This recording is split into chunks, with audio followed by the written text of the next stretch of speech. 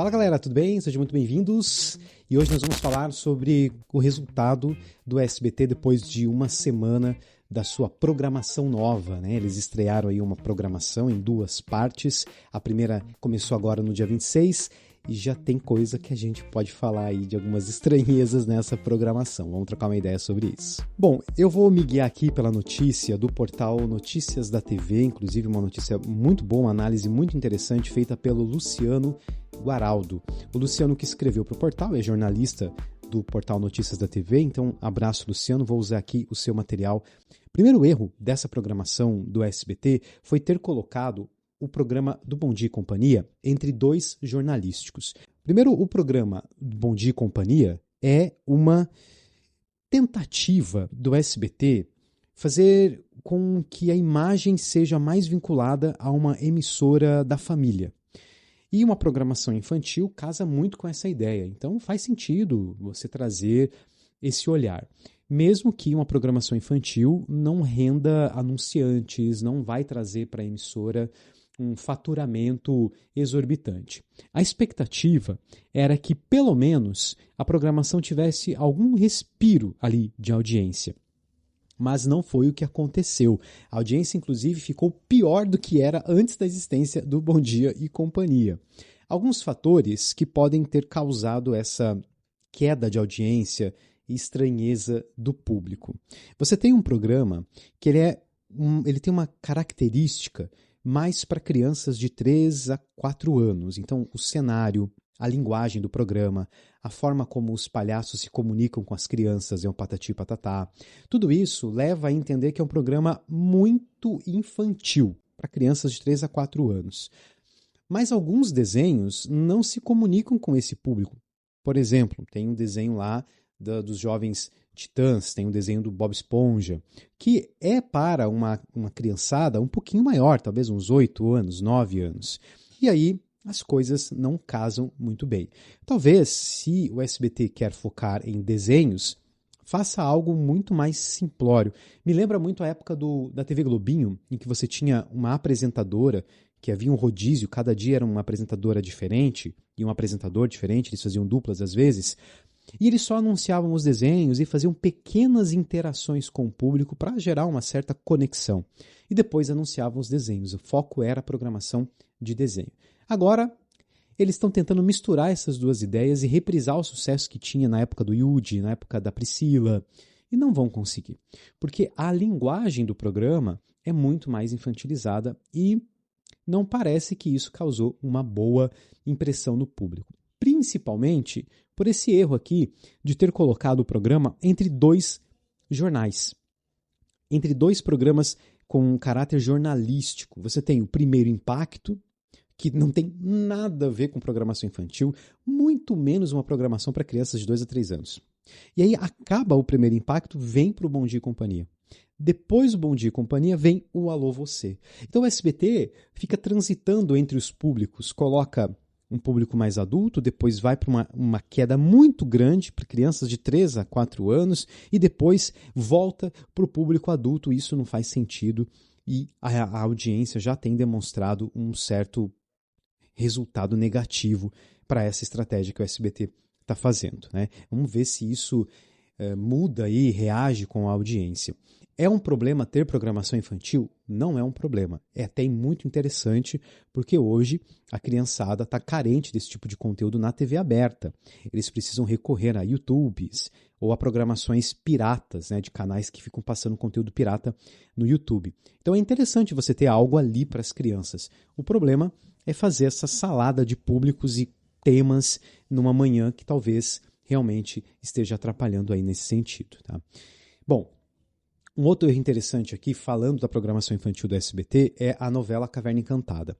É fato que essa novela não emplacou na audiência como sucessos anteriores. Até Poliana, que era uma novela que também tinha uma audiência muito baixa, deu um resultado um pouco melhor que a Caverna Encantada, né? Nem se compara com Chiquititas e Carrossel, que foram grandes fenômenos.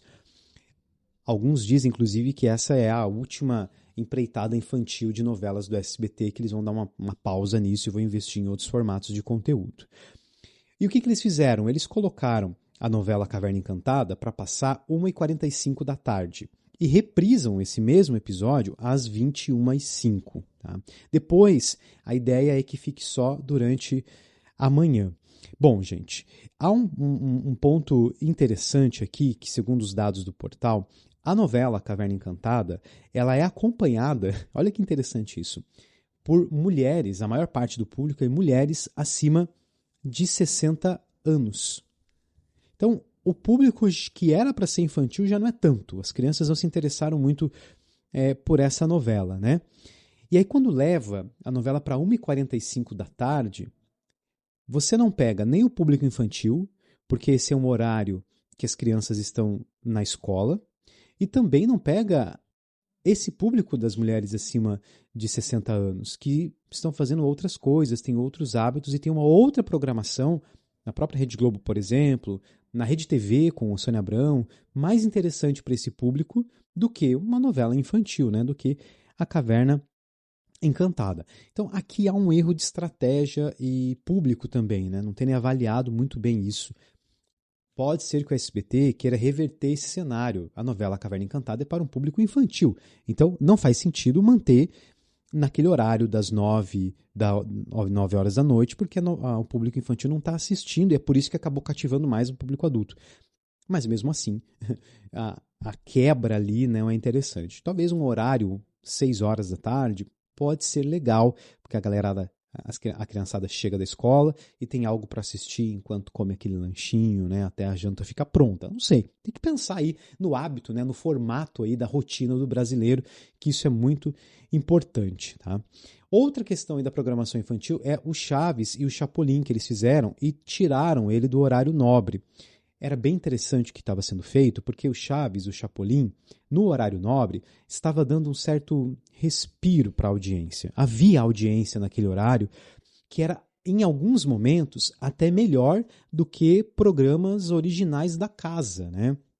Então, eu até comentei aqui num dos vídeos que é curioso, né? Como o fenômeno Chaves ainda faz sucesso hoje em dia por conta de toda a sua nostalgia, né? E dava resultados até, se não iguais, melhores do que os programas originais da casa. Mas esses dois programas, depois que toda a grade estiver implementada, eles vão perder espaço e vão ir lá para o horário da tarde, no comecinho da tarde, né? Então é uma coisa aí que pode prejudicar não só o Chaves, mas a própria audiência da emissora, que usa o Chaves como um grande tapa-buraco. E isso pode ser um problema, né, se eles mudarem esse horário aí, porque o horário nobre do SBT também está carecendo bastante, tá bom? E aí outras questões que não são só apenas sobre programação infantil, como por exemplo a volta do Casos de Família da Cristina Rocha, que é um programa que já bastante batido na televisão, traz de volta a mesma apresentadora, não parece inovar, é tentar viver o saudosismo. Não acredito que vá dar certo e recuperar a audiência e ser aquele grande sucesso como antes, né? Especialmente porque vai estar ali Caverna Encantada, Usurpadora, Casos de Família. O SBT virou quase que um canal viva do SBT, reprisando formatos antigos. E para fechar esse combo de reprises reformuladas, né? São programas do passado sendo refeitos agora. O SBT vai apostar no The Voice Brasil, com o Thiago Leifert. É uma parceria com a produtora do Boninho. E assim, o The Voice Brasil é um programa que se desgastou bastante na grade da Globo. Inclusive com o Thiago Leifert, que é quem apresentou a maior quantidade das temporadas. E o SBT traz o mesmo apresentador no mesmo formato de um programa. Se é que isso é interessante, a gente não sabe. Vamos ver como vai reagir a programação. Mas ao que tudo indica, o SBT ainda tem bastante dificuldade, muitos desafios para recuperar e se tornar, como é o slogan que eles querem fazer aqui, a TV mais querida do Brasil novamente. Por enquanto, eles estão disputando audiência com a Band e com a Rede TV. O objetivo é superar a Record, mas está um pouco longe disso. Bom, espero que você tenha gostado dessa análise aqui, agradecer mais uma vez a matéria do portal Notícias da TV, que subsidiou aqui o nosso conteúdo.